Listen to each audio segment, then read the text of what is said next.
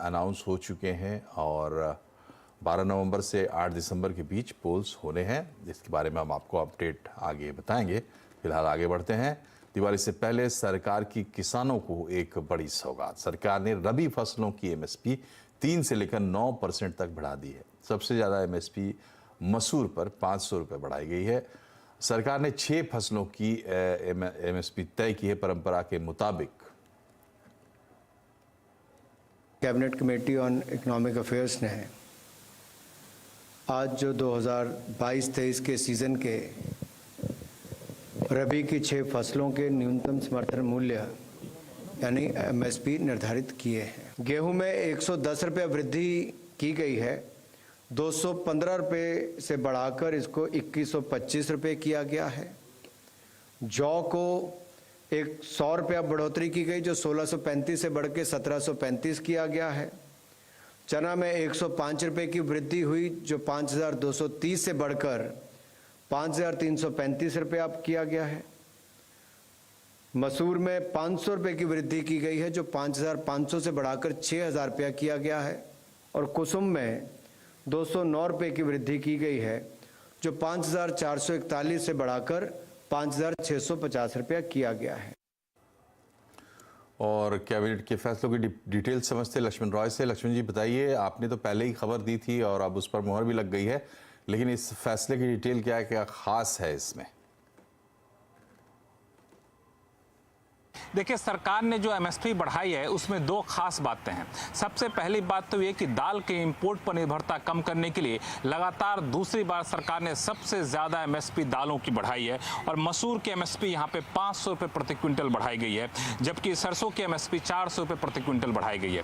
इसके अलावा गेहूँ में 110, बार्ली में 100 रुपये प्रति क्विंटल और चना में 105 रुपये प्रति क्विंटल की एमएसपी बढ़ाई गई है और सूर्यमुखी में 209 रुपये प्रति क्विंटल की एमएसपी बढ़ाई गई है। लेकिन इस एमएसपी बढ़ाने के पीछे आप देखें तो एक और खास बात है। वो खास बात यह है कि अगर किसानों की लागत और रिटर्न की बात करें तो सरकार का दावा है कि गेहूं पर जो रिटर्न है वो 100% दिया जा रहा है। लागत यहां पे 1065 रुपये प्रति क्विंटल की है और सरकार ने एमएसपी बढ़ाकर कब 2125 रुपये प्रति क्विंटल कर दी है, यानी 100% रिटर्न किसानों को दिया जा रहा है, ऐसा सरकार का दावा है।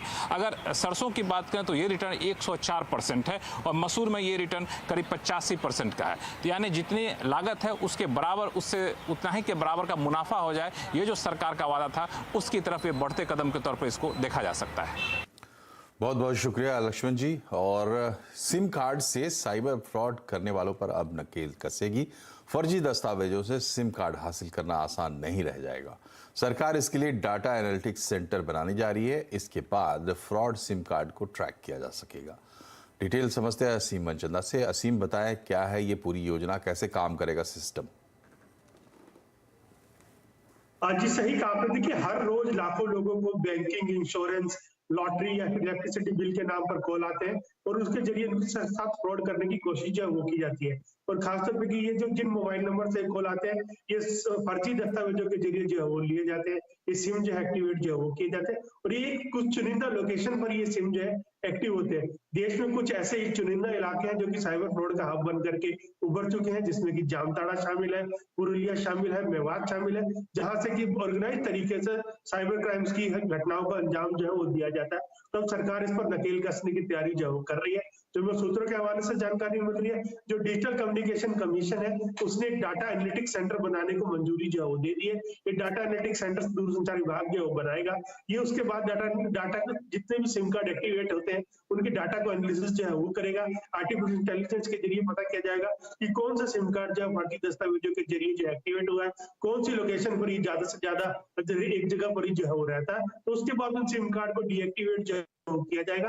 खासतौर पर सरकार ये चाहती है कि जो लोग हैं उनको साइबर फ्रॉड से जो है बचाया जाए, तो इसके लिए सरकार इसकी तैयारी जो कर रही है और डाटा एनालिटिक्स सेंटर को मंजूरी जो मिल चुकी है। अगले 1 महीने के अंदर ये काम करने की शुरुआत जो वो भी कर देगा। बहुत बहुत शुक्रिया असीम। और बढ़ते हैं आगे, बाजार की बात करते हैं। अच्छे ग्लोबल संकेत मिले तो बाजार में आज जोश देखने को मिला। सेंसेक्स निफ्टी 3 हफ्ते की ऊंचाई पर बंद हुए हैं। सेंसेक्स 550 पॉइंट चढ़कर 58,961 पर और निफ्टी 175 पॉइंट चढ़कर 17,487 पर बंद हुआ। बीएसई के सभी सेक्टर इंडेक्स में बढ़त देखने को मिली और मार्केट का हाल समझते हैं सुमित मेहरोत्रा से। सुमित, बताइए कहाँ किन सेक्टर्स में सबसे ज़्यादा तेजी और मंदी देखने को मिली आज?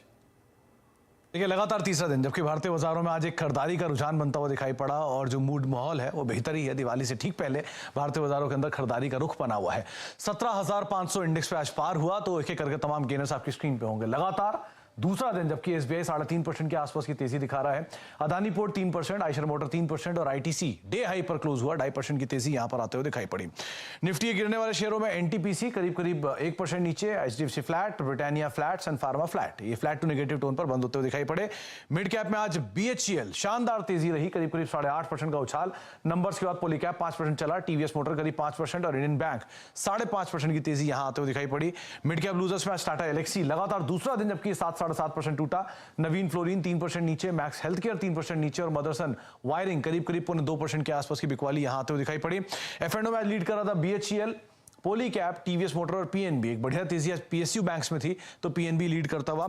इसके अलावा आज एफएनओ लूजर्स में रहे मदरसन सुमी करीब 2% नीचे, मदरसन वायरिंग नहीं, मदरसन सुमी के आसपास बिकवाली है।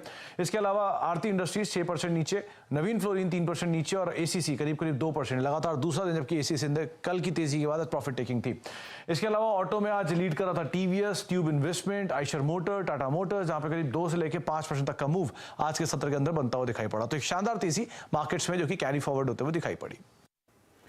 शुक्रिया सुमित। और आपसे थोड़ी देर में 7:27 पर देखिए हमारा खास कार्यक्रम मार्केट गुरु, जिसमें नीरज वाजपेयी बात करेंगे समीर अरोड़ा के साथ 7:27 पर। इनकम टैक्स रिफंड लेना देना और टैक्स जमा करना अब पहले से और आसान होने वाला है। सूत्रों के मुताबिक ई कॉमर्स वेबसाइट्स की तर्ज पर टैक्स पेयर्स अब सीधे इनकम टैक्स डिपार्टमेंट के साथ ट्रांजैक्शन कर पाएंगे, तो ट्रांजैक्शन फास्ट भी होगा। डिटेल लेते हैं आलोक प्रियदर्शी से। बताया आलोक, क्या सिस्टम तैयार की जा रही है? बिल्कुल, देखिए, नए साल से टैक्स पेयर्स को इनकम टैक्स की वेबसाइट पर ट्रांजैक्शन करने में एक नए और बेहतरीन अनुभव का एहसास हो सकता है। सीएनबीसी आवाज को सूत्रों से जानकारी मिली है कि अब टैक्स जमा करने में और टैक्स रिफंड हासिल करने में जो डिपॉजिटरी होती है उसकी दखलंदाजी बिल्कुल नहीं होगी। सरकार जो एनएसडीएल जो मौजूदा एक नॉन गवर्नमेंट पब्लिक कंपनी है, उसकी दखलंदाजी को बिल्कुल खत्म करके सीधे तौर पर ट्रांजैक्शन की व्यवस्था कर सकता है, जिसमें 17 बैंकों के साथ, जिसमें 12 सरकारी और 5 प्राइवेट बैंक हैं, उनके साथ बातचीत की जा रही है। और बिल्कुल जैसे कि ई कॉमर्स पोर्टल पर जिस तरह के ट्रांजैक्शंस कंज्यूमर करते हैं, उसी तरह का ट्रांजैक्शंस इनकम टैक्स डिपार्टमेंट के वेबसाइट पर भी टैक्स पेयर कर सकेंगे। दरअसल अभी जो एनएसडीएल है उसके जरिए ही तमाम ट्रांजैक्शन होते हैं और टैक्स रिफंड भी उसी के जरिए आते हैं। इसमें कम से कम 3 दिन का वक्त लगता है कि कोई भी अगर टैक्स पेयर टैक्स डिपॉजिट करता है तो टैक्स जो रसीद होती है उसका नंबर अपने आईटीआर में डालना पड़ता है, या फिर किसी बैंक में जमा करता है तो उसकी रसीद को अपलोड भी करना पड़ता है, और तब जाकर वो डिपॉजिटरी सरकार के एक्सचेकर में जमा करती है पैसे। तो ये पूरी प्रक्रिया जो होती है लगभग 3 दिनों की होती है, और इसी को कट शॉर्ट करने के लिए सरकार सीधे तौर पर बैंकों के साथ और इनकम टैक्स डिपार्टमेंट के साथ सीधे ट्रांजैक्शन करने की व्यवस्था कर रहा है। और ये व्यवस्था 1 जनवरी अगले साल से लागू हो सकती है, जिससे कि इनकम टैक्स पेयर को सीधे तौर पर रिफंड सिर्फ एक क्लिक के बटन पर हासिल हो सकेगा, और टैक्स डिपॉजिट भी सीधे उसके आईटीआर में रिफ्लेक्ट करेगा अगर पेमेंट सक्सेसफुल हो गई है तो। बहुत बहुत शुक्रिया आपका आलोक। और गांधीनगर डिफेंस एक्सपो की झलक आपको दिखाएंगे एक छोटे से ब्रेक के बाद। बने रहिए हमारे साथ।